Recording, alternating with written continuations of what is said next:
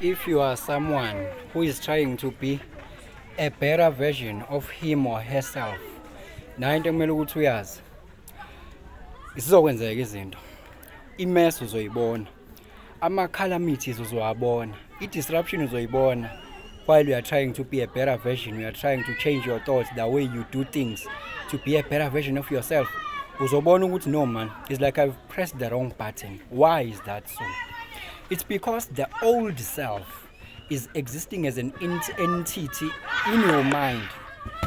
Is existing as an entity in your own mind. Is a thought form and a thought pattern. So iyabona ukuthi wena we are trying to leave it, because this old self that you are is an entity in, like, the thought. What we are doing when is just thought patterns, thought forms that you are manifesting in this third dimension. So we are izokulethela ama-tricks azokwenza ukuthi ugive up kule nto othi uyayizama. Izokulethela ama-tricks azokwenza ukuthi ugive up bese uyabona no, I have to revert back. It's like I was better la kade ngikhona. That is why mawuthi uzama ukuba i-better version vele kuvuka ngazi ukuthi upresse i-button wrong. Ayizwa loo nto, don't give up. Nakho unye ngizovala ngakho ngoba ibhetri yami iyaphela manje kanti angikho eduze kwe-charge. Nakho engizovala ngakho, yabona, vuma namanje ukuthi your life is as your result la emqondweni wakho.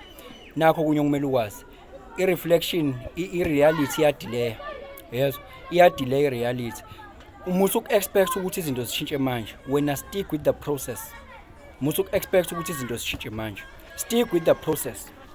I just wanted to leave you with something. Kodwa ngalesi sikhathi ubengile lo changes akasho ukuthi kungenzeka noma yini noma nini noma kanjani. So uyiqedela wena.